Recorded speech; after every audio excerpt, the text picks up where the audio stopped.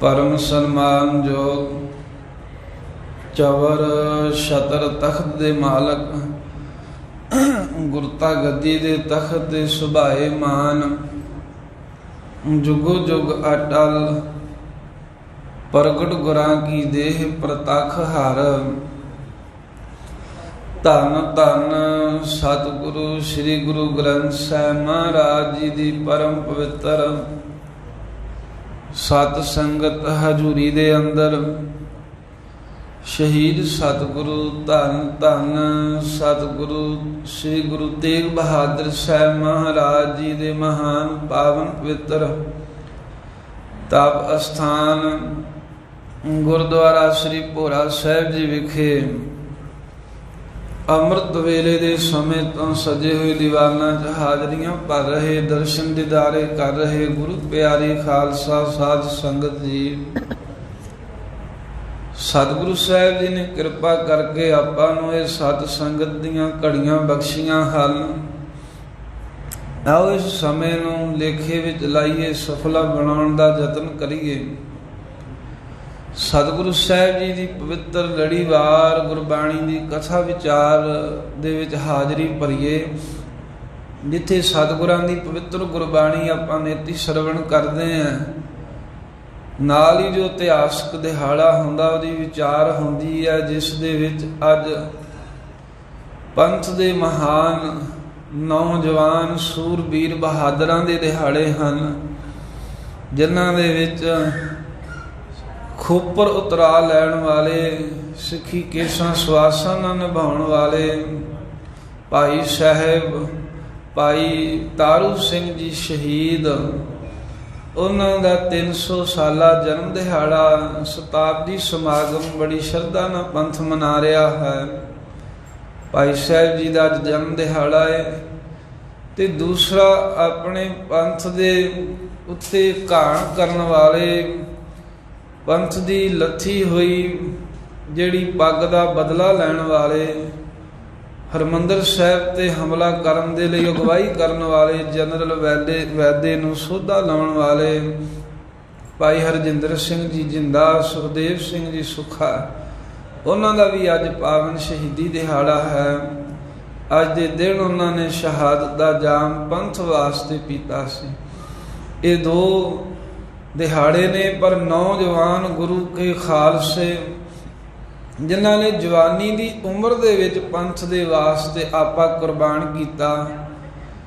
भाई साहब भाई तारू सिंह जिन्हां दे बाबत ये वचन लिखिया है, रतन सिंह जी भंगू ने प्राचीन पंथ प्रकाश दे विच, माझे मैं सो बस्त था भले सो पूले ग्राम, कहते माझे की धरती दे विच वसदा सी ते बड़ा सोहना पूला नगर है, ते पूले नगर दे विच हठी तपी साचो सती निहंग तारू सिंह नाम, कहते भी हठी भी अपने खोपर तां लहा लिया पर सिक्खी नहीं छड्डी, ऐसा हठ धारिया।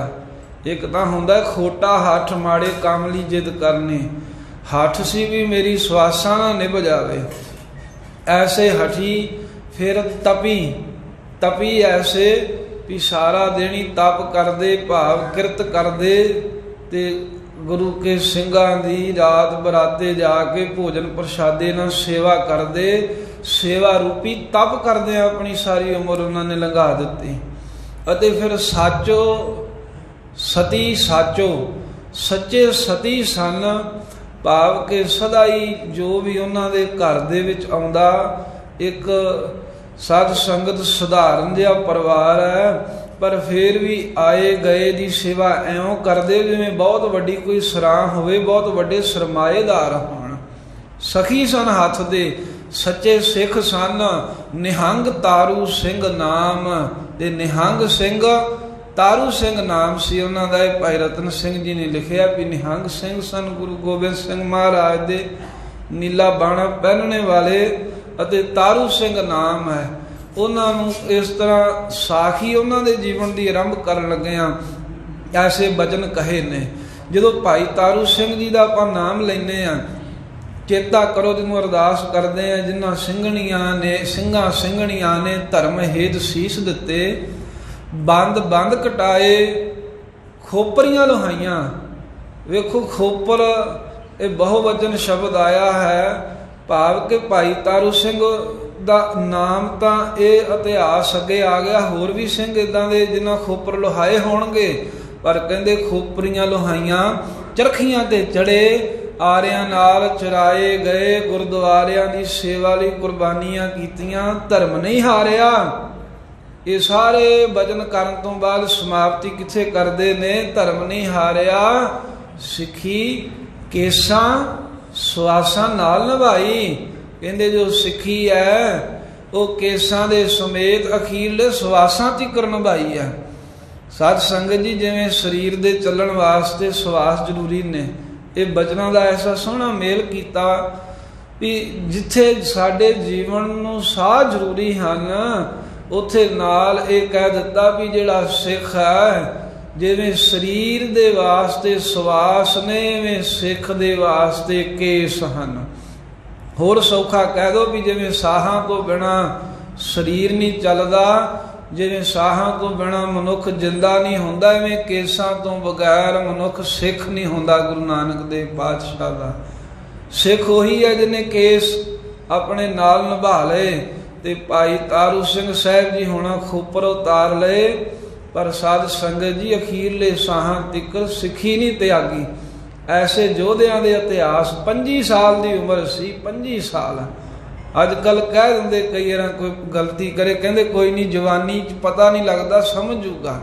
ਪਰ ਧੰਨ ਨੇ ਉਹ ਵੀ ਉਹ ਸਮਝੇ ਕੈਸੇ ਵੀ 25 ਸਾਲ ਦੀ ਉਮਰ ਤੀਕਰ ਰਹੇ, ਪਰ ਇੰਨੀ ਕੁ ਉਮਰ ਦੇ ਵਿੱਚ ਇਹੋ ਜਿਹੇ ਕਾਰਨਾਮੇ ਕਰ ਗਏ ਵੀ ਨਿਤ ਅਰਦਾਸ ਵਿੱਚ ਉਹਨਾਂ ਨੂੰ ਯਾਦ ਕੀਤਾ ਜਾਂਦਾ। ਆਪਣੇ ਕੇਸ ਰੱਖਣ ਹਿਤ ਆਪਣਾ ਖੋਪਰ ਉਤਾਰਨਾ ਪ੍ਰਵਾਨ ਕਰ ਲਿਆ। 1720 ਈਸਵੀ ਦੇ ਵਿੱਚ 9 ਅਕਤੂਬਰ ਪੂਲੇ ਨਗਰ ਦੇ ਵਿੱਚ ਭਾਈ ਜੋਧ ਜੀ ਦੇ ਗ੍ਰਹਿ ਮਾਈ ਧਰਮ ਕੌਰ ਦੀ ਕੁੱਖ ਤੋਂ ਭਾਈ ਤਾਰੂ ਸਿੰਘ ਜੀ ਦਾ ਜਨਮ ਹੋਇਆ। ਗੁਰਸਿੱਖ ਪਰਿਵਾਰ ਸੀ, ਇੱਕ ਭੈਣ ਸੀ। ਪਿਤਾ ਵੀ ਗੁਰੂ ਕੇ ਖਾਲਸੇ ਦੇ ਨਾਲ ਸੇਵਾ ਕਰਦਿਆਂ ਸ਼ਹੀਦ ਹੋ ਚੁੱਕੇ ਸਨ ਭਾਈ ਸਾਹਿਬ ਦੇ ਜਨਮ ਹੋਣ ਤੋਂ ਬਾਅਦ। ਅਤੇ ਜੋ ਭੈਣ ਕਰਤਾਰ ਕੌਰ ਹੈ, ਜਿਹਨੂੰ ਤਾਰੋ ਵੀ ਕਹਿੰਦੇ ਆ, ਉਹਦਾ ਵੀ ਪਤੀ ਸ਼ਹੀਦ ਹੋ ਚੁੱਕਾ। ਪਿਓ ਵੀ ਸਿੱਖ ਸੰਘਰਸ਼ ਦੇ ਵਿੱਚ ਖਾੜਕੂਆਂ ਦੇ ਨਾਲ ਭਾਈ ਤਾਰੂ ਸਿੰਘ ਜੀ ਦੇ ਕੁਰਬਾਨ ਨੇ। ਅਤੇ ਭੈਣ ਦਾ ਘਰ ਵਾਲਾ ਆਪਣਾ ਭਣਵਈਆ ਉਹ ਵੀ ਕੁਰਬਾਨ ਹੈ। ਇਹ ਤਿੰਨੇ ਹੀ ਜੀ ਰਹਿੰਦੇ ਨੇ, ਮਾਤਾ, ਭੈਣ ਤੇ ਭਾਈ ਤਾਰੂ ਸਿੰਘ। ਪੂਲੇ ਨਗਰ ਦੇ ਵਿੱਚ ਖੇਤ ਹਨ, ਹਲ ਵਾਹੁੰਦੇ ਨੇ, ਤੇ ਜੋ ਕੋਈ ਫਸਲ ਬਾੜੀ ਬੀਜਦੇ ਹਨ ਉਹ ਸਾਰੀ ਹੀ ਸਾਧ ਸੰਗਤ ਖਾੜਕੂ ਸਿੰਘਾਂ ਦੀ ਸੇਵਾ ਦੇ ਵਿੱਚ ਲਾ ਦਿੰਦੇ ਆ, ਜਿਹੜੇ ਗੁਰੂ ਕੇ ਸੂਰਮੇ ਪੰਥ ਦੇ ਵਾਸਤੇ, ਧਰਮ ਦੇ ਵਾਸਤੇ ਔਖਾਂ ਝੱਲ ਰਹੇ ਸਨ। ਕਿਰਤ ਕਰਨੀ, ਦਾਣੇ ਪੀਣੇ, ਆਪ ਸਹਿ ਨੰਗ ਅਰ ਭੁੱਖ, ਦੇਖ ਸਕੇ ਨ ਸਿੰਘਨ ਦੁੱਖ। ਆਪ ਨੰਗ ਭੁੱਖ ਵੀ ਸਹਾਰਦੇ ਸਨ, ਪਰ ਸਿੰਘਾਂ ਦਾ ਦੁੱਖ ਨਹੀਂ ਸੀ ਵੇਂਦੇ, ਉਹਨਾਂ ਦੀ ਸੇਵਾ ਕਰਦੇ। ਆਪ ਕਹਿੰਦੇ ਪਾਟੇ ਕੱਪੜੇ ਵੀ ਪਾ ਲੈਂਦੇ, ਪਰ ਸਿੰਘਾਂ ਦੇ ਵਾਸਤੇ ਚੰਗੇ ਚੰਗੇ ਚੋਲੇ ਸਵਾ ਕੇ ਲੈ ਕੇ ਜਾਂਦੇ।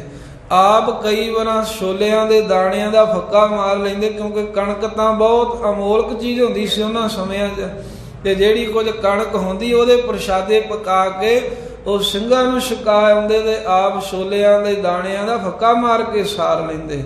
ਆਪ ਸਰੀਰ ਤੇ ਦੁੱਖ ਝੱਲ ਲੈਂਦੇ, ਪਰ ਜੋ ਕੁਝ ਵੀ ਘਰ ਵਿੱਚ ਆਉਂਦਾ ਉਹ ਸਾਰਾ ਸੇਵਾ ਵਿੱਚ ਲਾਈ ਜਾਂਦੇ। ਐਸੇ ਭਾਈ ਤਾਰੂ ਸਿੰਘ ਜੀ ਦਾ ਜੀਵਨ। ਤੇ ਫਿਰ ਜਿਹਦੇ ਕਰਕੇ ਸ਼ਿਕਾਇਤ ਹੋਈ, ਭਾਵੇਂ ਕਿ ਹੋਰ ਸੇਵਾਵਾਂ ਬਹੁਤ ਕੀਤੀਆਂ, ਪਰ ਬਹੁਤ ਵੱਡੀ ਸ਼ਿਕਾਇਤ ਦਾ ਜੋ ਕਾਰਨ ਬਣਿਆ, ਪੱਟੀ ਦਾ ਜਾਬਰ ਬੇਗ ਹਾਕਮ, ਉਹ ਇੱਕ ਉੱਥੋਂ ਦੇ ਰਹਿਣ ਵਾਲੇ ਮੁਸਲਮਾਨ ਗਰੀਬ ਮਾਸੀ ਦੀ ਧੀ, ਜੋ ਉਸ ਧੀ ਨੂੰ ਚੁੱਕ ਕੇ ਲੈ ਗਿਆ। ਪਹਿਲਾਂ ਤੇ ਲਾਲਚ ਦਿੱਤੇ, ਵਿਆਹ ਵਾਸਤੇ ਬਹੁਤ ਕੁਝ ਕਿਹਾ, ਪਰ ਉਹ ਬੱਚੀ ਨਹੀਂ ਮੰਨੀ, ਕਹਿੰਦੀ ਵੀ ਮੈਂ ਇਸ ਜ਼ਾਲਮ ਦੇ ਨਹੀਂ ਜਾਣਾ। ਪਰ ਗਰੀਬ ਬਾਪ ਸੀ, ਉਹ ਚੁੱਕ ਕੇ ਧੱਕੇ ਨਾਲ ਲੈ ਗਿਆ।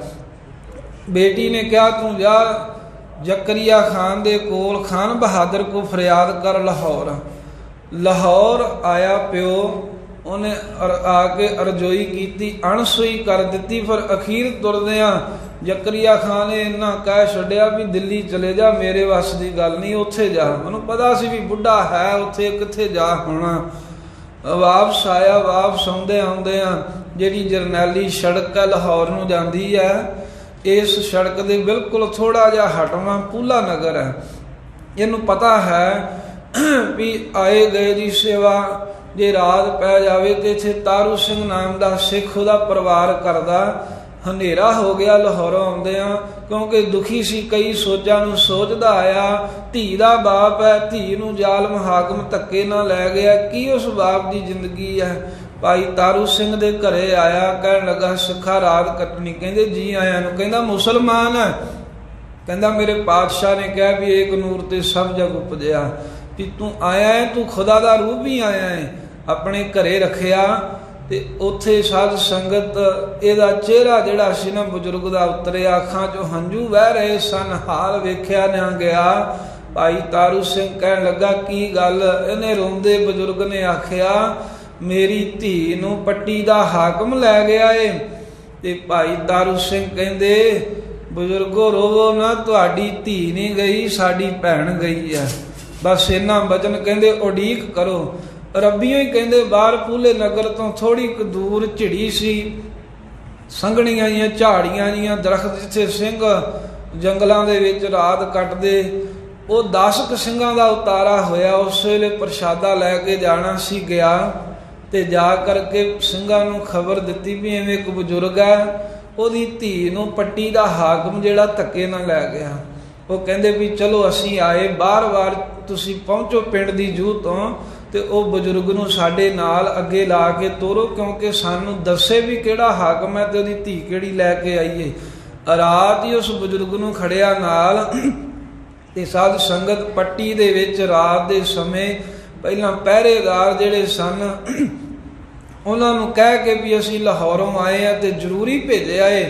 ਅੰਦਰ ਪ੍ਰਵੇਸ਼ ਕੀਤਾ। ਜਿਹੜਾ ਅੱਗੇ ਅੜਿਆ ਸੋਧਿਆ ਤੇ ਉਸ ਜਾਬਰ ਬੇਗ ਨੂੰ ਸੋਧਾ ਲਾ ਕੇ ਉਸ ਮੁਸਲਮਾਨ ਗਰੀਬ ਮਾਸ਼ੀ ਦੀ ਧੀ ਨੂੰ ਛੁਡਾ ਕਰਕੇ ਰਾਤੋਂ ਰਾਤ ਫਿਰ ਵਾਪਸ ਪੂਲੇ ਨਗਰ ਪਹੁੰਚੇ ਪੱਟੀ ਤੋਂ। ਕਿਉਂਕਿ ਭਾਵੇਂ ਉੱਥੋਂ ਦਾ ਰਹਿਣ ਵਾਲਾ ਸੀ, ਉਹਨੂੰ ਖਤਰਾ ਸੀ ਨਾ ਵੀ ਹੁਣ ਮੈਂ ਜੇ ਘਰੇ ਜਾਊਂਗਾ ਮੈਨੂੰ ਫੇਰ ਨਹੀਂ ਛੱਡਣਾ ਹਾਕਮਾਂ ਨੇ। ਉੱਥੋਂ ਫਿਰ ਅੱਗੇ ਤੋਂ ਅੱਗੇ ਕਸੂਰ ਵੱਲ ਪਹੁੰਚਾਇਆ, ਜਿੱਧਰ ਉਹ ਬਜ਼ੁਰਗ ਦੱਸਦਾ ਸੀ ਵੀ ਮੇਰੇ ਰਿਸ਼ਤੇਦਾਰੀ ਹੈ, ਮੈਂ ਉੱਥੇ ਆਪਣਾ ਝੱਟ ਲੰਘਾ ਲਵਾਂਗਾ, ਹੁਣ ਉੱਥੇ ਪੱਟੀ ਰਹਿ ਨਹੀਂ ਸਕਦਾ। ਤੇ ਭਾਈ ਤਾਰੂ ਸਿੰਘ ਸਾਧ ਸੰਗਤ ਉਹ ਪਰਉਪਕਾਰੀ ਜਿਹਦੇ ਬਾਬਤ ਕਹਿੰਦੇ ਨੇ ਗੁਰਮੁਖ ਪਰਉਪਕਾਰੀ ਜਗ ਵਿੱਚ ਆਇਆ। ਇਹ ਕਹਿੰਦੇ ਜਗਤ ਵਿੱਚ ਆਈ ਪਰਉਪਕਾਰ ਕਰਨ ਵਾਸਤੇ ਸਨ। ਉਹ ਜਦੋਂ ਉਹ ਜਾਬਰ ਬੇਗ ਦੇ ਮਾਰੇ ਜਾਣ ਦੀ ਖਬਰ ਪਹੁੰਚੀ ਲਾਹੌਰ, ਮੀਟਿੰਗ ਸੱਦ ਲਈ, ਸੂਹੀਏ ਸੱਦ ਲਏ। ਕਹਿੰਦੇ ਤੁਸੀਂ ਤੇ ਕਹਿੰਦੇ ਹੋ ਵੀ ਹੁਣ ਇਹ ਸਭ ਕੁਝ ਖਤਮ ਹੈ, ਕਿਉਂਕਿ ਮੈਂ ਬੜੀ ਸਖਤੀ ਕਰਤੀ ਆ। ਜਿਹੜੇ ਪਿੰਡ ਵਿੱਚ ਕੋਈ ਸਿੰਘ ਸਜਿਆ ਉਹ ਮੈਂ ਸਾਰਾ ਪਿੰਡ ਉਜਾੜ ਦਿੱਤਾ। ਫਿਰ ਸਾਧ ਸੰਗਤ ਜ਼ਕਰੀਆ ਖਾਂ ਹੀ ਸੀ ਜਿਹਨੇ ਸਿੰਘ ਦੀ 10 ਪਾਉਣ ਵਾਲੇ ਨੂੰ 10 ਰੁਪਏ ਇਨਾਮ, ਸਿੰਘ ਨੂੰ ਜਿਉਂਦਿਆਂ ਫੜਾਉਣ ਵਾਲੇ ਨੂੰ 40-50 ਰੁਪਏ ਇਨਾਮ ਤੇ ਸਿੱਖ ਦਾ ਸਿਰ ਵੱਢ ਕੇ ਲਿਆਉਣ ਵਾਲੇ ਨੂੰ 80 ਰੁਪਏ ਇਨਾਮ ਦਿੰਦਾ ਸੀ। ਇਹਨੇ ਸਿੱਖਾਂ ਦੇ ਸਿਰਾਂ ਦੇ ਮੁੱਲ ਪਾਏ ਹੋਏ ਸਨ। ਤੇ ਆਪਣੇ ਸੂਹੀਆਂ ਨੂੰ ਕਹਿੰਦਾ ਗੁਰਦੁਆਰੇ ਚੜਾਵਾ ਮੈਂ ਨਹੀਂ ਚੜਨ ਦਿੰਦਾ, ਲੰਗਰ ਇਹਨਾਂ ਦੇ ਬੰਦ ਮੈਂ ਕਰਾ ਦਿੱਤੇ ਐ। ਜਿਹੜੇ ਪਿੰਡ 'ਚ ਕੋਈ ਸਿੰਘ ਸੱਜਦਾ ਹੈ ਮੈਂ ਸਾਰਾ ਪਿੰਡ ਉਜਾੜ ਦਿੱਤਾ ਏ। ਤੇ ਹੋਰ ਕਈ ਗੱਲਾਂ ਕਰਕੇ ਕਹਿੰਦਾ ਇਹਨਾਂ ਨੂੰ ਮੈਂ ਹਰਿਮੰਦਰ ਸਾਹਿਬ ਮੱਥਾ ਨਹੀਂ ਟੇਕਣ ਦਿੰਦਾ, ਸਖਤ ਪਹਿਰੇ ਲਵਾਏ ਨੇ, ਪਰ ਇਹ ਫੇਰ ਵੀ ਸਿੰਘ ਜਿਹੜੇ ਹਨ ਇਹ ਕਿੱਥੋਂ ਆ ਰਹੇ ਨੇ, ਇਹਨਾਂ ਦੀ ਮਦਦ ਕਿੱਥੋਂ ਹੋ ਰਹੀ ਹੈ। ਤੇ ਉਸ ਵੇਲੇ ਹਰਭਗਤ ਨਰੰਜਣੀਆਂ ਜੰਡਿਆਲੇ ਦੇ ਰਹਿਣ ਵਾਲਾ ਇਹ ਕਹਿਣ ਲੱਗਾ ਜੀ ਮਦਦ ਕਿੱਥੋਂ ਹੋਣੀ ਹੈ। ਠੀਕ ਆ ਵੀ ਸਿੱਖ ਤਾਂ ਨਹੀਂ ਕੋਈ ਦਿਖਦਾ, ਪਰ ਜਿਹੜੇ ਘਰਾਂ 'ਚ ਰਹਿਣ ਵਾਲੇ ਆ ਉਹ ਕਹਿੰਦੇ ਵੀ ਆਪ ਭੁੱਖ ਨੰਗ ਸਹਾਰ ਕੇ ਵੀ ਭੋਜਨ ਪ੍ਰਸ਼ਾਦਾ ਉਹਨਾਂ ਨੂੰ ਛਕਾਉਂਦੇ ਨੇ। ਤੇ ਜਿੰਨਾ ਚਿਰ ਉਹਨਾਂ ਨੂੰ ਖਾਣ ਵਾਸਤੇ ਖੁਰਾਕ ਮਿਲਦੀ ਹੈ ਤੇ ਉਹਨਾਂ ਲੁਟੇਰਿਆਂ ਨੇ ਤਾਂ ਇਦਾਂ ਹੀ ਲੋਟੀ ਮਚਾਉਣੀ ਹੈ ਨਾ, ਲੁਟੇਰੇ ਹੀ ਕਹਿੰਦੇ ਸਨ। ਕਹਿੰਦੇ ਵੀ ਉਹ ਤਾਰੂ ਸਿੰਘ ਨਾਮ ਦਾ ਸਿੱਖ ਆ ਪੂਲਿਆਂ ਵਿੱਚ ਰਹਿਣ ਵਾਲਾ, ਉਹ ਲੁਟੇਰਿਆਂ ਨੂੰ ਕੋਲ ਰੱਖਦਾ, ਦਿਨੇ ਵਿਖਾਵੇ ਵਾਸਤੇ ਹਲ ਵਾਹੁੰਦਾ, ਕਿਰਤ ਕਰਦਾ, ਰਾਤ ਨੂੰ ਕਹਿੰਦੇ ਚੋਰ ਡਾਕੂ ਉਹਦੇ ਕੋਲ ਰਹਿੰਦੇ ਆ, ਸਿੰਘਾਂ ਨੂੰ ਭੋਜਨ ਛਕਾਉਂਦਾ ਹੈ। ਇਹ ਸਾਧ ਸੰਗਤ ਸ਼ਿਕਾਇਤ ਹੋਈ। ਉਸੇ ਵੇਲੇ ਭਾਈ ਤਾਰੂ ਸਿੰਘ ਜੀ ਨੂੰ ਫੜਨ ਵਾਸਤੇ ਹੁਕਮ ਹੋਇਆ। 20 ਬੰਦੇ ਲੈ ਕੇ ਹਾਕਮ ਪਹੁੰਚਿਆ। ਹੱਲ ਵਾਰੇ ਸਨ, ਨਗਰ ਦੀ ਪੰਚਾਇਤ ਇਕੱਠੀ ਹੋ ਗਈ। ਸਾਰਿਆਂ ਆਖਿਆ ਵੀ ਇਹਦੀ ਸ਼ਿਕਾਇਤ ਕੋਈ ਨਹੀਂ ਹੈ, ਅਸੀਂ ਸਾਰੇ ਰਲ ਮਿਲ ਕੇ ਰਹਿੰਦੇ ਹਾਂ। ਪਰ ਕਿਸੇ ਦੇ ਆਖੇ ਨਾ ਲੱਗੇ। ਭਾਈ ਤਾਰੂ ਸਿੰਘ ਅਤੇ ਉਹਨਾਂ ਦੀ ਭੈਣ ਨੂੰ ਫੜ ਕੇ ਤੋੜ ਲਿਆ ਤੇ ਮਾਂ ਨੂੰ ਇਸ ਕਰਕੇ ਛੱਡਤਾ ਵੀ ਤੂੰ ਬਜ਼ੁਰਗ ਹੈ। ਪਰ ਫਿਰ ਵੀ ਨਗਰ ਦੇ ਲੋਕਾਂ ਪੈ ਕੇ ਨੰਬਰਦਾਰਾਂ ਜਿਵੇਂ ਕਿਵੇਂ ਕਰਕੇ ਪੈਸੇ ਦੇ ਕੇ ਭਾਈ ਤਾਰੂ ਸਿੰਘ ਦੀ ਭੈਣ ਨੂੰ ਛੁਡਾ ਲਿਆ। ਭਾਈ ਤਾਰੂ ਸਿੰਘ ਜੀ ਨੂੰ ਨਾਲ ਲੈ ਗਏ। ਫਿਰ ਰਾਹ ਵਿੱਚ ਜਾਂਦਿਆਂ ਇੱਕ ਪੜਾਅ ਕੀਤਾ ਪੜਾਣੇ ਨਗਰ ਦੇ ਵਿੱਚ। ਜਦੋਂ ਉੱਥੇ ਪੜਾਅ ਕੀਤਾ, ਨਗਰ ਦੇ ਨੌਜਵਾਨ ਇਕੱਠੇ ਹੋ ਗਏ ਵੀ ਪੁਲਿਸ ਵਾਲਿਆਂ ਨੂੰ ਕੁੱਟ ਕੇ ਤੇ ਭਾਈ ਤਾਰੂ ਸਿੰਘ ਨੂੰ ਛੁਡਾ ਲਈਏ। ਇਹ ਤਾਰੂ ਸਿੰਘ ਜੀ ਤੀਕਰ ਖਬਰ ਪਹੁੰਚਾਈ ਵੀ ਅਸੀਂ ਤੁਹਾਨੂੰ ਛੁਡਾਉਣਾ ਚਾਹੁੰਦੇ ਹਾਂ। ਉਹ ਕਹਿੰਦੇ ਨਾ, ਜੇ ਮੈਂ ਛੁੱਟਣਾ ਹੁੰਦਾ, ਭੱਜਣਾ ਹੁੰਦਾ, ਆਪਣੇ ਨਗਰ ਚੋਂ ਭੱਜ ਜਾਣਾ ਸੀ। ਮੈਂ ਨਹੀਂ ਚਾਹੁੰਦਾ ਵੀ ਮੈਂ ਇੱਕ ਆਪਣੀ ਜਾਨ ਦੇ ਬਦਲੇ ਆਪਣੇ ਸਾਰੇ ਨਗਰ ਦੇ ਭਰਾਵਾਂ ਨੂੰ ਕਹਿੰਦਾ ਵੀ ਉਹਨਾਂ ਦੀ ਜਾਨ ਜੋਖਮ ਦੇ ਵਿੱਚ ਪਾਵਾਂ। ਇਸ ਤਰ੍ਹਾਂ ਨਹੀਂ ਹੋ ਸਕਦਾ। ਨਾਲੇ ਸਿੰਘ ਜਿਹੜੇ ਹਨ ਉਹ ਆਪਣੀ ਜਾਨ ਬਚਾਉਣ ਖਾਤਰ ਦੂਸਰਿਆਂ ਨੂੰ ਨਹੀਂ ਮਰਵਾਉਂਦੇ। ਆ ਬੱਚੇ ਨੂੰ ਚੁੱਪ ਕਰਾ ਵਾਹਿਗੁਰੂ। ਤੇ ਜੋ ਭਾਈ ਤਾਰੂ ਸਿੰਘ ਸਾਹਿਬ ਜੀ ਨੇ ਇਸ ਪ੍ਰਕਾਰ ਦੇ ਨਾਲ ਉਹਨਾਂ ਨੂੰ ਮਨਾ ਕਰ ਦਿੱਤਾ ਵੀ ਸਾਨੂੰ ਕਿਸੇ ਤਰ੍ਹਾਂ ਵੀ ਛੁਡਾਉਣ ਦੀ ਲੋੜ ਨਹੀਂ, ਮੈਂ ਹੁਣ ਆਪਣਾ ਸਿਰ ਦੇਣ ਨੂੰ ਤਿਆਰ ਹਾਂ। ਲਾਹੌਰ ਪਹੁੰਚੇ ਤੇ ਜ਼ਕਰੀਆ ਖਾਨ ਦੀ ਵਾਹਿਗੁਰੂ ਆ ਚੁੱਪ ਕਰਾਓ, ਕੀ ਕਰਦੇ ਆ। ਲਾਹੌਰ ਪਹੁੰਚੇ, ਜ਼ਕਰੀਆ ਖਾਨ ਦੀ ਕਚਹਿਰੀ ਦੇ ਵਿੱਚ ਪਹੁੰਚਦੇ ਆ ਭਾਈ ਤਾਰੂ ਸਿੰਘ ਜੀ ਨੇ ਗਰਜਵੀਂ ਆਵਾਜ਼ ਦੇ ਵਿੱਚ ਫਤਿਹ ਬੁਲਾਈ। ਫਤਿਹ ਸੁਣ ਕੇ ਤੇ ਸੱਤੀ ਕੱਪੜੀ ਅੱਗ ਲੱਗ ਗਈ ਜ਼ਕਰੀਆ ਖਾਨ ਨੂੰ। ਸਭ ਤੋਂ ਪਹਿਲਾਂ ਲਖਪਤ ਰਾਏ ਸੜਿਆ ਬਲਿਆ ਬੋਲਿਆ, ਕਹਿਣ ਲੱਗਾ ਇਹ ਤੇਰੇ ਗੁਰੂ ਗੋਬਿੰਦ ਸਿੰਘ ਦਾ ਆਨੰਦਪੁਰ ਨੇ ਜਿੱਥੇ ਫਤਿਹ ਬੁਲਾਉਣਾ ਹੈ। ਇਹ ਖਾਨ ਸਾਹਿਬ ਦੀ ਕਚਹਿਰੀ ਹੈ, ਇੱਥੇ ਸਲਾਮ ਕਹੋ ਸਲਾਮ। ਤੇ ਹਾਲੇ ਵੀ ਮੌਕਾ ਹੈ, ਤੂੰ ਇਹਨਾਂ ਦੀ ਨਰਾਦਰੀ ਕੀਤੀ, ਮਾਫੀ ਮੰਗ ਲੈ, ਬਖਸ਼ਿਆ ਜਾਵੇਗਾ, ਨਹੀਂ ਤੇ ਤੇਰੇ ਪ੍ਰਾਣ ਜਾਂਦੇ ਰਹਿਣਗੇ। ਭਾਈ ਤਾਰੂ ਸਾਹਿਬ ਸਿੰਘ ਜੀ ਕਹਿੰਦੇ ਵੀ ਮੌਤ ਤੋਂ ਕੌਣ ਡਰਦਾ ਹੈ। ਜਿਹੜਾ ਮੌਤ ਤੋਂ ਡਰ ਗਿਆ ਤੇ ਉਹ ਕਹਿੰਦੇ ਵੀ ਸਿੰਘ ਹੀ ਕਿਵੇਂ ਬਣ ਸਕਦਾ ਸੀ। ਕਹਿੰਦੇ ਮੌਤ ਦਾ ਕਹਿੰਦੇ ਵੀ ਸਾਨੂੰ ਕੋਈ ਡਰ ਨਹੀਂ ਹੈ। ਸੋ ਇਸ ਤਰ੍ਹਾਂ ਭਾਈ ਤਾਰੂ ਸਿੰਘ ਜੀ ਦੀ ਪਹਿਲੀ ਵਾਰਤਾਲਾਪ ਹੋਈ। ਫਿਰ ਜ਼ਕਰੀਆ ਖਾਨ ਜਿਹੜਾ ਹੈ ਉਸਨੇ ਕਿਹਾ ਵੀ ਇਸਲਾਮ ਕਬੂਲ ਹੈ, ਜਾਨ ਬਖਸ਼ੀ ਜਾਵੇਗੀ, ਹੋਰ ਕੋਈ ਹੱਲ ਨਹੀਂ, ਕਿਉਂਕਿ ਤੇਰੀਆਂ ਪੱਕੀਆਂ ਰਿਪੋਰਟਾਂ ਨੇ, ਤੂੰ ਸਿੰਘਾਂ ਨੂੰ ਰੋਟੀ ਖਵਾਉਣਾ ਹੈ, ਸਿੰਘਾਂ ਦੀ ਮਦਦ ਕਰਦਾ, ਤੇਰੇ ਕੋਲ ਆ ਕੇ ਖਾੜਕੂ ਰਹਿੰਦੇ ਨੇ।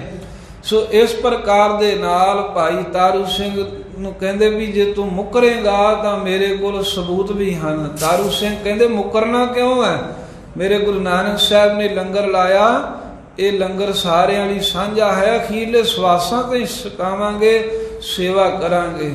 ਫਿਰ ਕਹਿੰਦੇ ਵੀ ਤੂੰ ਹਾਕਮ ਮਰਵਾਉਣ ਪਿੱਛੇ ਤੇਰੀ ਜਿਹੜੀ ਆ ਉਹ ਸਾਨੂੰ ਭੂਮਿਕਾ ਪਤਾ ਲੱਗੀ ਹੈ। ਕਹਿੰਦਾ ਬਿਲਕੁਲ, ਜਿਹੜਾ ਪੱਟੀ ਦਾ ਹਾਕਮ ਹੈ ਮੈਂ ਸਿੰਘਾਂ ਨੂੰ ਉੱਥੇ ਭੇਜਿਆ ਕਿਉਂਕਿ ਉਹਨਾਂ ਇੱਕ ਗਰੀਬ ਮੁਸਲਮਾਨ ਦੀ ਧੀ ਨੂੰ ਚੁੱਕ ਕੇ ਖੜਿਆ, ਤੇ ਜੇ ਇੱਕ ਮੁਸਲਮਾਨ ਗਰੀਬ ਦੀ ਧੀ ਦੀ ਪੱਤ ਤੁਹਾਡਾ ਫਰਜ਼ ਸੀ, ਤੁਸੀਂ ਕਰ ਨਹੀਂ ਸਕੇ, ਮਨਾ ਕਰਤਾ। ਤੇ ਜਿਹੜੇ ਸਿੰਘ ਹਨ, ਸਿੰਘ ਆਈ ਇੱਜ਼ਤਾਂ ਦੇ ਰਾਖੇ, ਇੱਜ਼ਤਾਂ ਬਚਾਉਣ ਨੇ, ਉਹਨਾਂ ਨੇ ਉਸ ਭੈਣ ਦੀ ਇੱਜ਼ਤ ਬਚਾਈ ਤੇ ਉਸ ਜ਼ਾਲਮ ਨੂੰ ਸੋਧਾ ਲਾਇਆ। ਮੈਂ ਮੁਕਰਦਾ ਕਿੱਥੇ ਆ।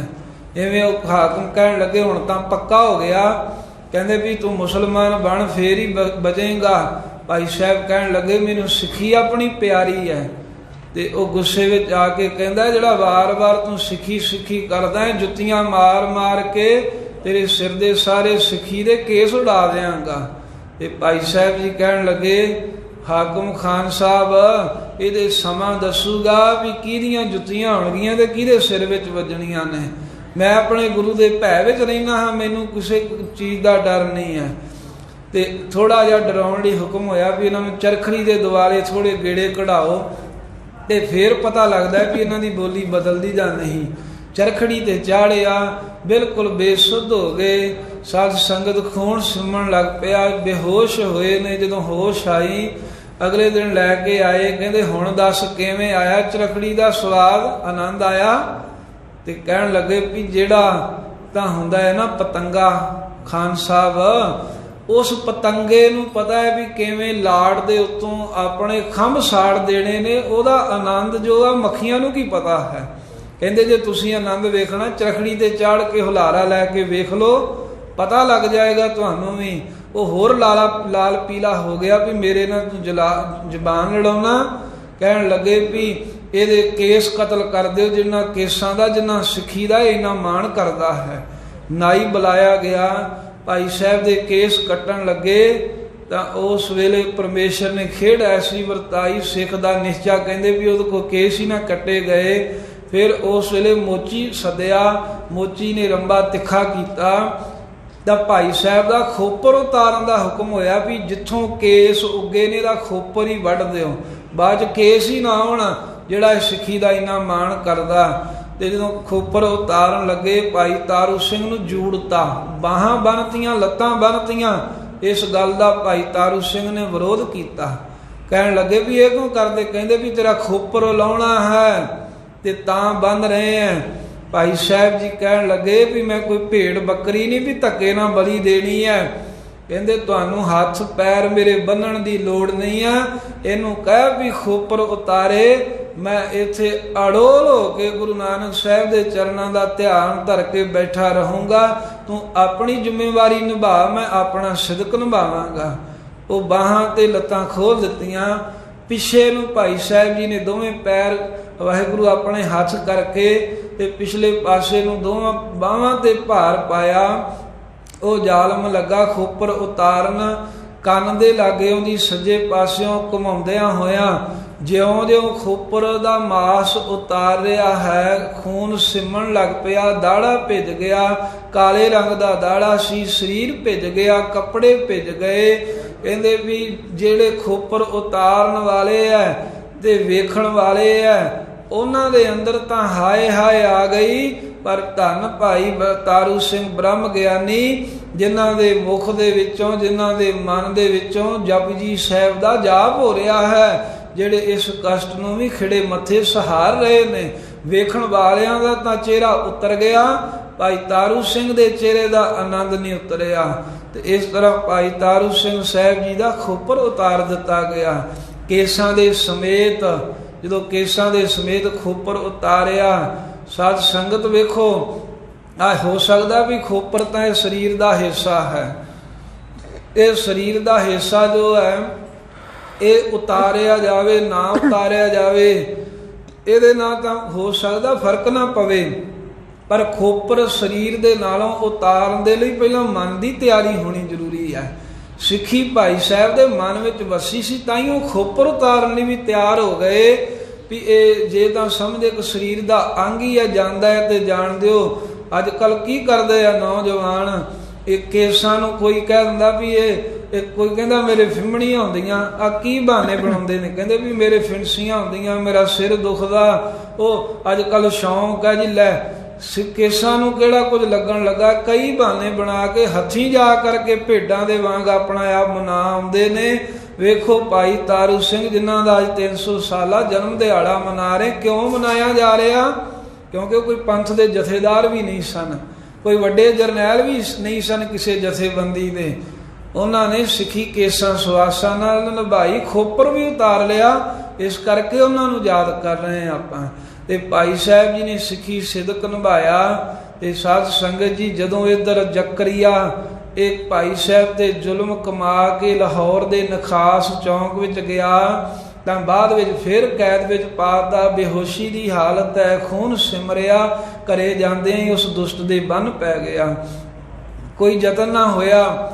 ਸਵੇਗ ਸਿੰਘ ਜੰਬਰ ਜਿਹੜਾ ਠੇਕੇਦਾਰ ਸੀ ਸਰਕਾਰੀ, ਤੇ ਜਦੋਂ ਕੋਈ ਸਿੱਖਾਂ ਤੇ ਸਰਕਾਰ ਦੀ ਗੱਲ ਚਲਾਉਣੀ ਹੁੰਦੀ, ਇਹਨੂੰ ਸੱਦਦੇ ਹੁੰਦੇ ਸਨ ਲਾਹੌਰ ਦੇ ਹਾਕਮ।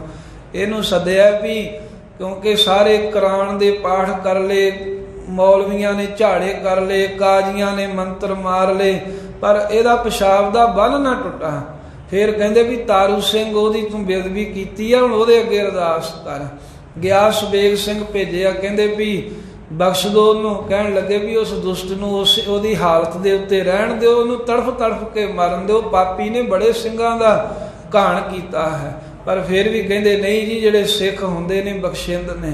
ਫਿਰ ਭਾਈ ਤਾਰੂ ਸਿੰਘ ਕਹਿਣ ਲੱਗੇ ਮੈਂ ਕੁਝ ਨਹੀਂ ਕਰ ਸਕਦਾ, ਇਹ ਖਾਲਸੇ ਕੋ ਜਾਓ। ਨਵਾਬ ਕਪੂਰ ਸਿੰਘ ਜੀ ਦੇ ਕੋਲ ਸਾਧ ਸੰਗਤ ਪਹੁੰਚ ਕੀਤੀ ਗਈ।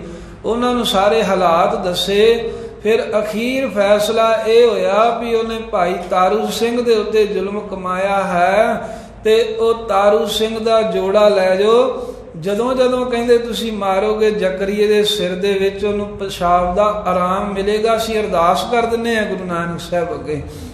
ਇੱਦਾਂ ਹੀ ਹੋਇਆ, ਇਤਿਹਾਸ 'ਚ ਲਿਖਿਆ ਸਾਧ ਸੰਗਤ। ਕੋਈ ਵੇਖੋ ਵੀ ਮਿਥਿਹਾਸ ਨਹੀਂ, ਕੋਈ ਕਹਾਣੀ ਨਹੀਂ, ਇਤਿਹਾਸਕ ਘਟਨਾ ਇਹ ਲਿਖੀ ਗਈ ਹੈ। ਇਤਿਹਾਸਕਾਰ ਜਿੰਨੇ ਵੀ ਹਨ ਸਾਰਿਆਂ ਨੇ ਇਸ ਦੀ ਪ੍ਰੋੜਤਾ ਕੀਤੀ ਹੈ, ਭਾਵੇਂ ਪੜ੍ਹੇ ਲਿਖੇ ਤੇ ਭਾਵੇਂ ਸ਼ਰਧਾ ਵਾਲੇ। ਸ਼ਰਧਾ ਵਾਲਿਆਂ ਤਾਂ ਲਿਖਣਾ ਹੀ ਸੀ, ਪੜ੍ਹੇ ਲਿਖਿਆਂ ਪ੍ਰੋਫੈਸਰਾਂ ਵੀ ਇਹ ਗੱਲ ਮੰਨੀ ਹੈ। ਤੇ ਭਾਈ ਤਾਰੂ ਸਿੰਘ ਕੋ ਗਏ, ਕਹਿੰਦੇ ਖਾਲਸੇ ਦਾ ਹੁਕਮ ਹੋ ਗਿਆ ਵੀ ਤੁਸੀਂ ਆਪਣੇ ਚਰਨਾਂ ਦਾ ਜੋੜਾ ਦੇ ਦਿਓ। ਜੋੜਾ ਦਿੱਤਾ ਤੇ ਲਿਆ ਕਰਕੇ ਉਸ ਵੇਲੇ ਕੱਪੜੇ 'ਚ ਲਪੇਟ ਕੇ ਲਿਆਏ ਤੇ ਖਾਨ ਬਹਾਦਰ ਜ਼ਕਰੀਆ ਖਾਨ ਦੇ ਸਾਹਮਣੇ ਲਿਆਂਦਾ। ਤੇ ਉਹ ਥੋੜਾ ਜਿਹਾ ਸ਼ਰਮ ਜੀ ਮੰਨੇ। ਨੇੜਿਓਂ ਜਿਹੜੇ ਹਕੀਮ ਸਨ ਉਹ ਕਹਿੰਦੇ ਵੀ ਆਰਾਮ ਆ ਜਾਵੇ ਤਾਂ ਸ਼ਰਮ ਕਾਹਦੀ। ਕਹਿੰਦੇ ਕੋਈ ਨਹੀਂ, ਮਾਰੋ। ਪਹਿਲਾਂ ਪੋਲੇ ਦੇ ਸਿਰ ਦੇ ਵਿੱਚ ਮਾਰੀ। ਉਹ ਮਾਰਨ ਵਾਲੇ ਨੇ ਡਰਦੇ ਡਰਦਿਆਂ ਵੀ ਹਾਕਮ ਹੈ। ਤੇ ਉਹ ਸਾਧ ਸੰਗਤ ਪੋਲੇ ਜੇ ਭਾਈ ਤਾਰੂ ਸਿੰਘ ਦੇ ਚਰਨਾਂ ਦਾ ਜਦੋਂ ਜੋੜਾ ਵੱਜਾ, ਉਹਨੂੰ ਥੋੜਾ ਜਿਹਾ ਪਿਸ਼ਾਬ ਦਾ ਆਰਾਮ ਆਇਆ, ਥੋੜਾ ਜਿਹਾ ਸੁੱਖ ਮਹਿਸੂਸ ਕੀਤਾ। ਉਹ ਕਹਿੰਦਾ ਖਿੱਚ ਕੇ ਮਾਰ। ਆਪ ਆਂਦਾ ਏ, ਆ ਵੇਖੋ ਪਰਮੇਸ਼ਰ ਦਾ, ਗੁਰੂ ਸਾਹਿਬ ਦਾ ਇਨਸਾਫ।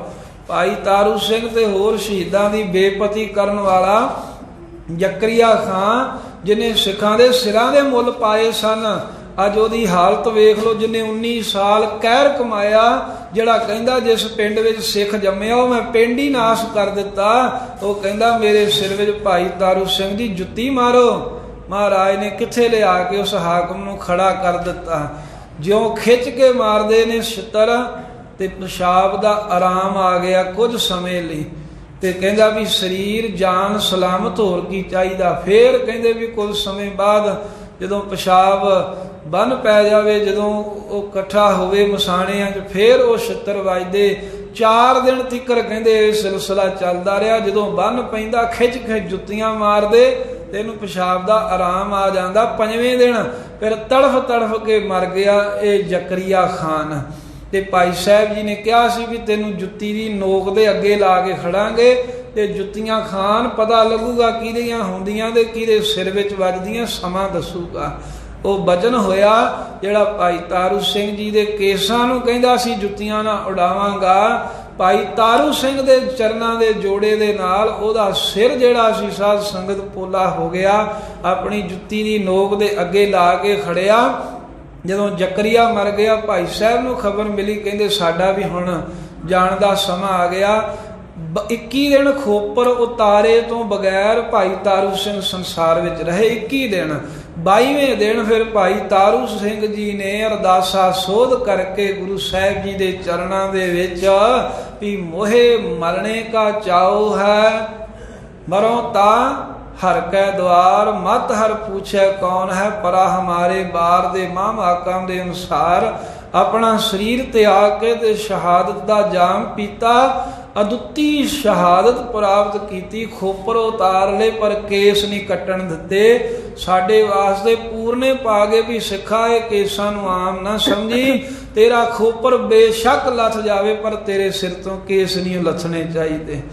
ਭਾਈ ਤਾਰੂ ਸਿੰਘ ਦਾ 300 ਸਾਲਾ ਜਨਮ ਦਿਹਾੜਾ ਮਨਾਉਣਾ, ਇਹ ਪ੍ਰਣ ਕਰੋ ਨੌਜਵਾਨ। ਜੇ ਕਿਸੇ ਕੋਲੋਂ ਬੇਅਦਬੀ ਹੋ ਗਈ ਹੈ ਵੀ ਉਹ ਵੀ ਤਾਂ ਸਿੱਖ ਸਨ, ਉਹਨਾਂ ਨੇ ਆਪਣੇ ਕੇਸਾਂ ਲਈ ਜਾਨ ਦੇ ਦਿੱਤੀ ਨਾ, ਤੇ ਅਸੀਂ ਆਪਣੇ ਹੱਥੀਂ ਕੇਸ ਕਤਲ ਕਰਾ ਰਹੇ ਹਾਂ। ਉਹ ਥੋੜਾ ਜਿਹਾ ਹਲੂਣਾ ਆਵੇ, ਭਾਈ ਤਾਰੂ ਸਿੰਘ ਨੂੰ ਚੇਤੇ ਕਰਿਆ ਕਰੋ। ਫੋਟੋਆਂ ਭਾਵੇਂ ਅਸਲੀ ਨਹੀਂ ਹੈ ਪਰ ਇਤਿਹਾਸ ਅਸਲੀ ਹੈ। ਭਾਈ ਤਾਰੂ ਸਿੰਘ ਦੀ ਫੋਟੋ ਘਰ ਵਿੱਚ ਲਾਓ, ਕਿਉਂਕਿ ਜੇ ਕੋਈ ਨੌਜਵਾਨ ਵਿਗੜੇ ਉਹਨੂੰ ਸ਼ਰਮ ਤਾਂ ਆਵੇ ਵੀ ਉਹ ਸਾਹਮਣੇ ਕੇਸ ਨਹੀਂ ਕਟਾਉਣ ਦਾ ਕਰਕੇ ਖੋਪਰ ਉਤਰ ਰਿਹਾ ਏ ਤੇ ਇੱਧਰ ਆਪਣੇ ਹੱਥੀ ਕਹਿੰਦੇ ਵੀ ਸਿਰ ਮੂੰਹ ਮੁੰਨੀ ਜਾ ਰਹੇ ਨੇ, ਦਾੜੀਆਂ ਮਨਾ ਰਹੇ ਨੇ। ਸ਼ਰਮ ਹੋਣੀ ਚਾਹੀਦੀ ਹੈ। ਭਾਈ ਤਾਰੂ ਸਿੰਘ ਜੀ ਦਾ 300 ਸਾਲਾ ਪ੍ਰਕਾਸ਼ ਦਿਹਾੜਾ, ਜਨਮ ਦਿਹਾੜਾ ਮਨਾ ਰਹੇ। ਸਫਲਾ ਹੋ ਜਾਏਗਾ ਸਾਡਾ, ਇਹ ਪ੍ਰਣ ਕਰ ਲਈਏ। ਜਿਨ੍ਹਾਂ ਨੇ ਕੇਸ ਰੱਖੇ ਅੰਮ੍ਰਿਤ ਨਹੀਂ ਛਕਿਆ ਉਹ ਅੰਮ੍ਰਿਤ ਛਕ ਲਓ। ਜਿਨ੍ਹਾਂ ਕੇਸ ਨਹੀਂ ਰੱਖੇ ਉਹ ਕੇਸ ਰੱਖ ਕੇ ਭਾਈ ਤਾਰੂ ਸਿੰਘ ਦੇ ਵਾਰਸ ਬਣ ਜਾਵੋ। ਉਹਨਾਂ ਨੌਜਵਾਨਾਂ ਦੇ ਵਾਰਸ ਬਣੋ, ਸ਼ਹੀਦਾਂ ਸਿੰਘਾਂ ਦੇ।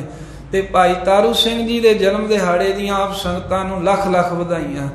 ਤਾਂ ਦੂਸਰਾ ਫਿਰ ਅੱਜ ਉਹ ਜਿਹੜੇ ਭਾਈ ਤਾਰੂ ਸਿੰਘ ਦੇ ਵਾਰਸ ਬਣੇ, ਉਹਨਾਂ ਦਾ ਸ਼ਹੀਦੀ ਦਿਹਾੜਾ। ਸਕੂਲਾਂ 'ਚ ਪੜ੍ਹਦੇ ਸਨ, ਕਾਲਜਾਂ 'ਚ ਭਾਈ ਹਰਜਿੰਦਰ ਸਿੰਘ ਜਿੰਦਾ, ਭਾਈ ਸੁਖਦੇਵ ਸਿੰਘ ਸੁਖਾ ਪੜ੍ਹਾਈ MA BA ਦੀ ਕਰ ਰਹੇ ਸਨ। ਸੁਖਦੇਵ ਸਿੰਘ ਜੀ ਤਾਂ MA ਕਰ ਚੁੱਕੇ ਸੀ, ਹਰਜਿੰਦਰ ਸਿੰਘ ਜਿੰਦੇ ਦੀ BA ਦਾ ਦੂਜਾ ਭਾਗ ਚੱਲ ਰਿਹਾ। ਹਾਂ, ਪਹਿਲਾਂ ਜ਼ਰੂਰ ਉਹ ਕਿਉਂਕਿ ਸਿੱਖੀ ਵੱਲੋਂ ਬੇਮੁਖ ਸਨ, ਪਰ ਜਦੋਂ ਹਰਿਮੰਦਰ ਸਾਹਿਬ ਦੀ ਬੇਮਤੀ ਹੋਈ ਵੇਖੀ, ਅਕਾਲ ਤਖਤ ਢੱਠਾ ਵੇਖਿਆ, ਉਹਨਾਂ ਕੋਲ ਜਰਿਆ ਨਾ ਗਿਆ, ਪੜ੍ਹਾਈ ਛੱਡ ਦਿੱਤੀ, ਸੰਘਰਸ਼ ਦੇ ਵਿੱਚ ਖਾੜਕੂ ਸਿੰਘਾਂ ਦੇ ਵਿੱਚ ਸ਼ਾਮਲ ਹੋ ਗਏ। ਤੇ ਸਾਧ ਸੰਗਤ ਜੀ, ਹਰਿਮੰਦਰ ਸਾਹਿਬ ਅਕਾਲ ਤਖਤ ਸਾਹਿਬ ਤੇ ਜੋ ਭਾਰਤ ਦੀ ਲੱਖਾਂ ਦੀ ਗਿਣਤੀ 'ਚ ਫੌਜ ਨੇ ਹਮਲਾ ਕੀਤਾ, ਇਸ ਸਾਰੀ ਫੌਜ ਦੀ ਜੋ ਅਗਵਾਈ ਕਰਨ ਵਾਲਾ ਜਨਰਲ ਅਰੁਣ ਵੈਦਿਆ ਸੀ, ਉਸ ਜਨਰਲ ਅਰੁਣ ਵੈਦਿਆ ਨੂੰ ਭਾਈ ਹਰਜਿੰਦਰ ਸਿੰਘ ਜਿੰਦੇ ਦੇ ਸੁਖਦੇਵ ਸਿੰਘ ਸੁਖੇ ਨੇ ਪੂਨੇ ਦੇ ਵਿੱਚ 1985 10 ਅਗਸਤ ਦੇ ਵਿੱਚ ਸੋਧਾ ਲਾਇਆ। ਉਹਨੂੰ ਤਾਂ ਸੋਧਾ ਲਾਇਆ ਜਿਨ੍ਹਾਂ 84 ਚ ਸਿੱਖ ਕਤਲੇਆਮ ਕੀਤਾ ਸੀ ਦਿੱਲੀ 'ਚ। ਉਹਨਾਂ ਮੁੱਖ ਦੋਸ਼ੀਆਂ ਦੇ ਵਿੱਚੋਂ ਲਲਿਤ ਮਾਕਨ ਤੇ ਅਰਜੁਨ ਦਾਸ, ਜਿਹੜਾ ਵੱਡਾ ਰਾਜੀਵ ਗਾਂਧੀ ਦਾ ਜੁੱਤੀ ਚੱਟ ਸੀ, ਜਿਨ੍ਹਾਂ ਨੇ ਪੁੱਠੀਆਂ ਪੱਟੀਆਂ ਪੜ੍ਹਾ ਕੇ ਤੇ ਅਨੇਕਾਂ ਸਿੱਖਾਂ ਦਾ ਕਤਲ ਕਰਾਇਆ, ਧੀਆਂ ਭੈਣਾਂ ਦੀ ਇੱਜ਼ਤ ਲੁਟਾਈ। ਉਹਨਾਂ 2 ਜਾਣਿਆਂ ਨੂੰ, ਲਲਿਤ ਮਾਕਨ ਅਤੇ ਅਰਜੁਨ ਦਾਸ, ਉਹਨਾਂ ਨੂੰ ਵੀ ਭਾਈ ਹਰਜਿੰਦਰ ਸਿੰਘ, ਜਿਨ੍ਹਾਂ ਨੂੰ ਜਿੰਦਾ ਸੁਖੇ ਦੀ ਜੋੜੀ ਕਹਿੰਦੀ, ਭਾਈ ਜਿੰਦੇ ਸੁਖੇ ਨੇ, ਉਹਨਾਂ ਦੋਵਾਂ ਦਾ ਵੀ ਸੋਧਾ ਲਾਇਆ, ਬਦਲਾ ਲਿਆ ਆਪਣੇ ਭਰਾਵਾਂ ਦਾ, ਅਤੇ ਅਕਾਲ ਤਖਤ ਸਾਹਿਬ ਦੀ ਹੋਈ ਬੇਅਦਬੀ ਦਾ ਬਦਲਾ ਲੈਣ ਵਾਸਤੇ ਦੋਵੇਂ ਸੂਰਮੇ ਮੋਟਰਸਾਈਕਲ ਤੇ ਪੂਨੇ ਦੇ ਵਿੱਚ ਪਹੁੰਚ ਗਏ ਤੇ ਬਾਜ਼ਾਰ ਦੇ ਵਿੱਚ ਆਏ ਦੇ ਉੱਤੇ ਗੋਲੀਆਂ ਦਾ ਮੀਂਹ ਵਰ੍ਹਾ ਦਿੱਤਾ। ਕਵੀਸ਼ਰਾਂ ਨੇ ਲਿਖਿਆ ਵੀ ਆਪ ਤੇ ਮਰਨਾ ਸੀ ਪਾਪੀ ਨੇ, ਟੱਬਰ ਲੈ ਕੇ ਬਹਿ ਗਿਆ, ਕਿਉਂਕਿ ਮਾੜੇ ਦੀ ਸੰਗਤ ਵੀ ਲੈ ਡੁੱਬਦੀ ਹੈ ਨਾ। ਆਪ ਤਾਂ ਮਰਨਾ ਹੀ ਸੀ, ਇਹ ਤੇ ਹਮਲਾ ਹੋਇਆ, ਨਾਲ ਆਪਣਾ ਟੱਬਰ ਵੀ ਲੈ ਕੇ ਬਹਿ ਗਿਆ, ਇਹਦੀ ਕੁੱਲ ਦਾ ਵੀ ਨਾਸ਼ ਕਰਤਾ ਸਿੰਘਾਂ ਨੇ। ਦੇ ਭਾਈ ਜਿੰਦੇ ਸੁਖੇ ਨੇ, ਉਹਨਾਂ ਦਾ ਕੋਈ ਪੈਲੀ ਦਾ, ਕੋਈ ਵੱਟ ਬੰਨੇ ਦਾ, ਕੋਈ ਸਾਧ ਸੰਗਤ ਉਹ ਲੜਾਈ ਝਗੜਾ, ਕੋਈ ਵੈਰ ਨਹੀਂ, ਅਣਖ ਗੈਰਤ ਇਹ ਗੁਰੂ ਕਲਗੀਧਰ ਸਾਹਿਬ, ਗੁਰੂ ਨਾਨਕ ਦੇਵ ਸਾਹਿਬ ਦੇ ਸਿੱਖਾਂ ਵਿੱਚ ਹੈ। ਤੇ ਜਿਹਦੀ ਅਣਖ ਮਰ ਗਈ, ਜਿਹਦੀ ਗੈਰਤ ਮਰ ਗਈ, ਅਣਖ ਗੈਰਤ ਮਰੀ ਸੀ, ਤਾਂ ਹੀ ਉਹ 700 ਸਾਲ ਮੁਗਲਾਂ ਦਾ ਥੁੱਕ ਇਸ ਦੇਸ਼ ਦੇ ਲੋਕ ਆਪਣੇ ਮੂੰਹ ਵਿੱਚ ਪਾਉਂਦੇ ਰਹੇ। ਜਦੋਂ ਕੋਈ ਮੁਸਲਮਾਨ ਹਾਕਮ ਥੁੱਕਦਾ ਸੀ ਨਾ ਆਪਣਾ ਪਾਣ ਚੱਬ ਕੇ ਪਾਨਾਂ ਦਾ ਬੀੜਾ, ਤੇ ਉਹ ਇੱਕ ਹਿੰਦੂ ਨੂੰ ਕਹਿੰਦਾ ਵੀ ਆਪਣਾ ਮੂੰਹ ਟੱਡ, ਉਹ ਮੂੰਹ ਟੱਡ ਕੇ ਖਲੋ ਜਾਂਦਾ, ਉਹਦੇ ਮੂੰਹ 'ਚ ਥੁੱਕਦਾ, ਹੁਣ ਉਹਨੂੰ ਕਹਿੰਦਾ ਤੂੰ ਲਾਂਭੇ ਜਾ ਕੇ ਥੁੱਕਿਆ। ਇੱਥੋਂ ਤੀਕਰ ਗਿਰ ਚੁੱਕੇ ਸਨ ਇਸ ਦੇਸ਼ ਦੇ ਲੋਕ ਵੀ ਇਹ ਉਹਨਾਂ ਦੀ ਪਾਕ ਜਿਹੜੀ ਪਾਨ ਦੀ ਜਿਹੜੀ ਪੀਕ ਹੈ, ਪਾਨ ਦਾ ਥੁੱਕ ਹੈ, ਉਹ ਵੀ ਆਪਣੇ ਮੂੰਹ ਦੇ ਵਿੱਚ ਜਿਹੜੇ ਪਵਾਉਣ ਵਾਲੇ ਉਹਨਾਂ ਲੋਕਾਂ ਦੇ ਵਿੱਚ ਅਣਖ ਗੈਰਤ ਭਰੀ। ਸਤਿਗੁਰੂ ਸਾਹਿਬ ਨੇ ਆ ਕੇ ਜਿਹੜੇ ਬੇਗੈਰਤੇ ਰਹਿ ਗਏ, ਉਹ ਰਹਿ ਗਏ, ਮਹਾਰਾਜ ਨੇ ਅਣਖੀ ਆਪਣੇ ਵੱਖਰੇ ਕਰਕੇ ਵਖਣਾ ਖਾਲਸੇ ਦਾ ਸਿੱਖੀ ਸਰੂਪ ਬਖਸ਼ ਦਿੱਤਾ। ਪਰ ਜੇ ਸਿੱਖ ਹੋ ਕੇ, ਕੇਸ ਦਾੜਾ ਹੋ ਕੇ, ਤੇ ਜੇ ਫੇਰ ਵੀ ਅਣਖ ਨਾ ਰਹੇ, ਫਿਰ ਮਤਲਬ ਵੀ ਤੁਸੀਂ ਨਕਲੀਆਂ ਚੋਂ ਹੈ। ਜਿਹੜਾ ਸਿੱਖ ਅਣਖੀ ਨਹੀਂ ਆ, ਉਹ ਆਪਣੇ ਨਾਮ ਨਾਲ ਸਿੱਖ ਨਹੀਂ ਲਵਾ ਸਕਦਾ। ਗੁਰੂ ਸਾਹਿਬ ਨੇ ਅਣਖ ਐਸੀ ਭਰੀ ਵੀ ਬਾਬਰ ਨੂੰ ਜਾਬਰ ਉਹਦੇ ਮੂੰਹ ਤੇ ਕਿਹਾ ਮਹਾਰਾਜ ਨੇ, ਪਿੱਠ ਪਿੱਛੇ ਨਹੀਂ ਕੋਈ ਗੱਲ ਹੁੰਦੀ, ਸਾਹਮਣੇ ਕਹਿੰਦੇ ਬਾਬਰ ਤੂੰ ਜਾਬਰ ਹੈ। ਉਹ ਅਣਖ ਹੈ ਮਹਾਰਾਜ ਨੇ ਸਿੱਖਾਂ ਵਿੱਚ ਭਰੀ।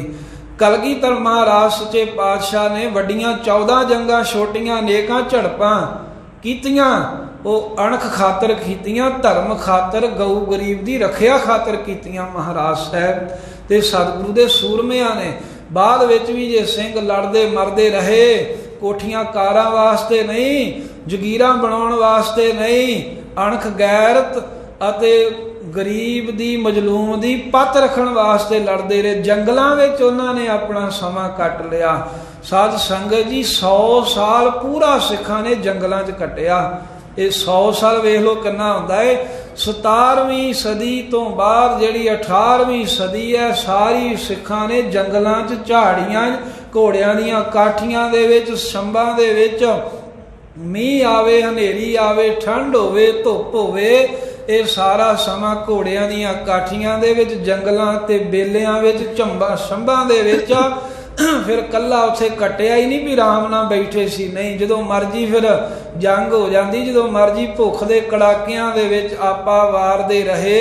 ਇਥੋਂ ਤੀਕਰ ਵੱਡੇ ਘੱਲੂ ਘਾਰੇ ਦੇ ਵਿੱਚ ਇਤਿਹਾਸਕਾਰ ਲਿਖਦੇ ਆ ਵੀ ਜਿੰਨੀ ਸਿੱਖਾਂ ਦੀ ਗਿਣਤੀ ਕੁੱਲ ਸੀ ਉਹਦੇ ਵਿੱਚੋਂ ਅੱਧੀ ਕੌਮ ਇੱਕੇ ਦਿਨ ਹੀ ਸ਼ਹੀਦ ਹੋ ਗਈ। ਵੱਡੇ ਘੱਲੂ ਘਾਰੇ 'ਚ ਜਿੰਨੀ ਸਾਡੀ ਗਿਣਤੀ ਸੀ ਅੱਧੇ ਇੱਕ ਦਿਨ ਦੇ ਵਿੱਚ ਸ਼ਹੀਦ ਹੋ ਗਏ, ਪਰ ਫੇਰ ਵੀ ਉਹਨਾਂ ਨੇ ਆਪਣੀ ਅਣਖ ਗੈਰਤ ਨਹੀਂ ਜੇ ਛੱਡੀ।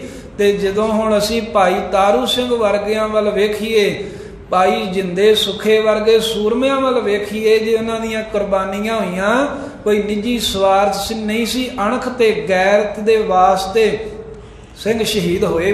ਭਾਈ ਸੁਖੇ ਦੀ ਮਾਤਾ ਦੱਸਦੀ, ਕਹਿੰਦੀ ਜਦੋਂ ਤੁਰਨ ਲੱਗਾ ਮੈਂ ਆਖਿਆ ਪੁੱਤ ਤੂੰ ਸੋ ਲੈ, ਇਸ ਪਾਸੇ ਨਾ ਤੁਰ, ਜਦੋਂ ਪੁਲਿਸ ਦੀ ਮਾਰ ਪੈਂਦੀ ਹੈ ਫਿਰ ਔਖਾ ਹੁੰਦਾ ਹੈ, ਐਵੇਂ ਕਈਆਂ ਨੂੰ ਫੜਾਵੇਂਗਾ ਫਿਰ। ਤੇ ਕਹਿੰਦੇ ਮੈਂ ਮਾਂ ਨੂੰ ਕਿਹਾ ਸੀ, ਮਾਂ ਮਰਨੀ ਮਰ ਜੂਗਾ, ਤੇਰਾ ਪੁੱਤ ਕਿਸੇ ਸਿੱਖ ਦੇ ਬੂਹੇ ਤੇ ਪੁਲਿਸ ਲੈ ਕੇ ਨਹੀਂ ਜਾਊ। ਦਿੱਲੀ ਦੇ ਵਿੱਚ ਕਹਿੰਦੇ ਫੜੇ ਗਏ, ਸ਼ਹੀਦੀ ਤੋਂ ਪਹਿਲਾਂ ਵੀ ਗ੍ਰਿਫਤਾਰੀ ਹੋਈ ਤੇ ਉੱਥੇ ਬਹੁਤ ਕੁੱਟਿਆ, ਬਹੁਤ ਤਸ਼ੱਦਦ ਕੀਤਾ।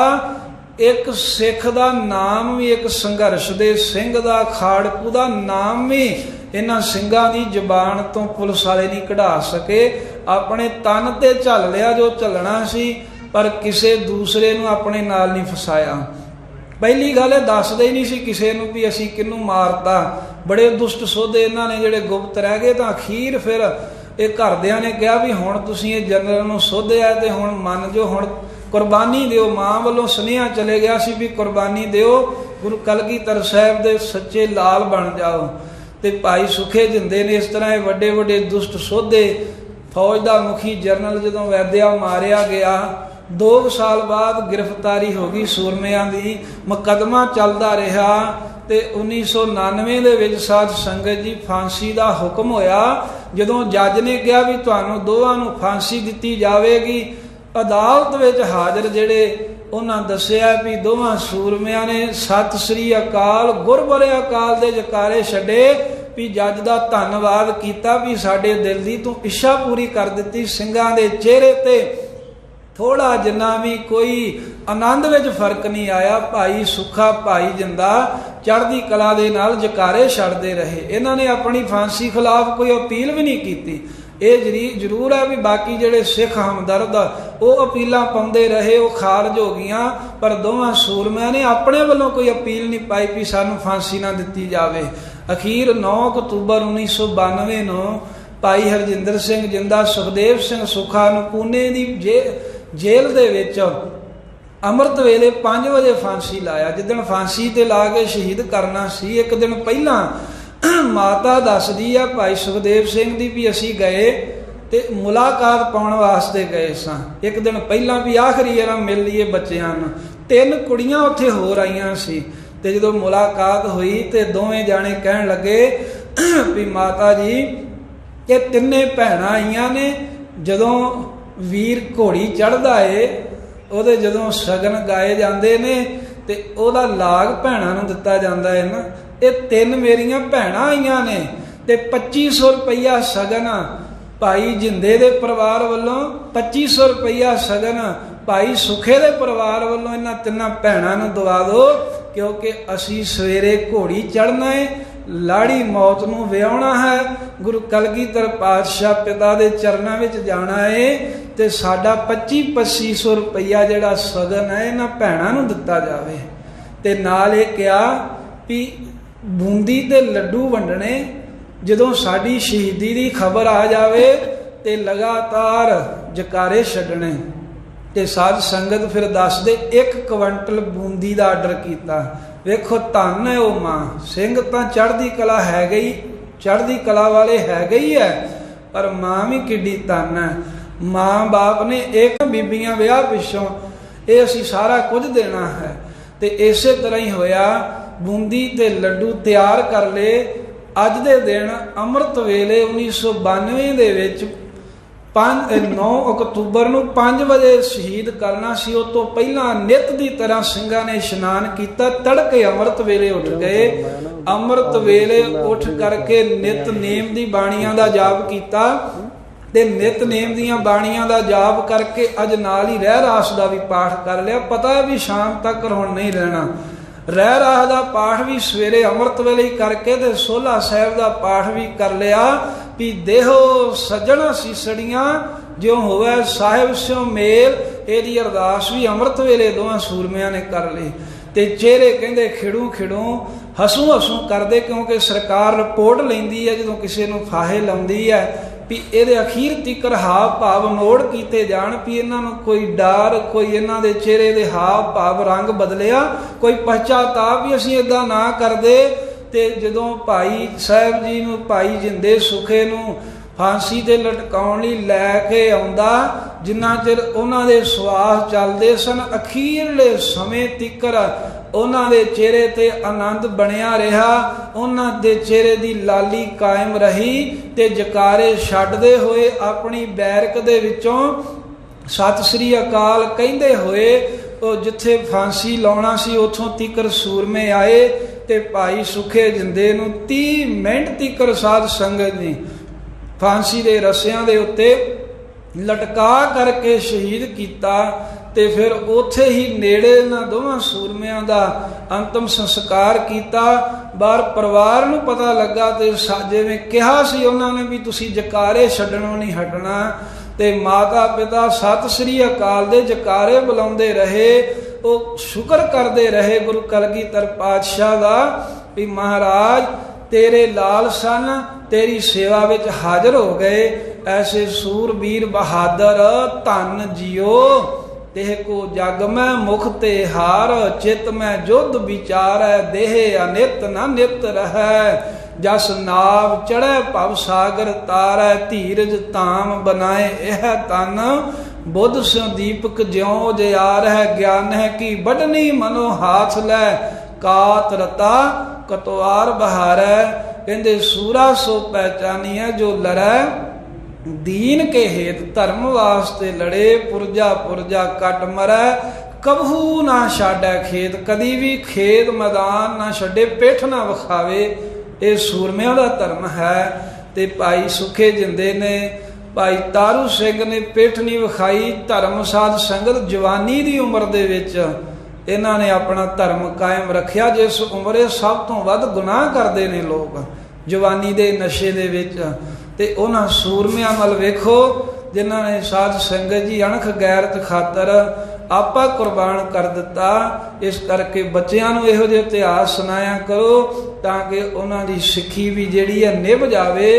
ਕਿਉਂਕਿ ਜੇ ਸਿੱਖ ਦੇ ਘਰ ਦੇ ਵਿੱਚ ਸਿੱਖੀ ਨਹੀਂ ਆ ਤੇ ਸਾਡਾ ਜੀਵਨ ਕੀ ਆ। 8 ਅਰਬ ਜਿਵੇਂ ਹੋਰ ਤੁਰੀਆਂ ਫਿਰਦੀਆਂ ਭੇਡਾਂ, ਜੇ ਅਸੀਂ ਵੀ ਉਹਨਾਂ 'ਚ ਹੀ ਰਲਣਾ ਹੈ ਫਿਰ ਸਾਡਾ ਨਿਆਰਾਪਨ ਕੀ ਹੈ।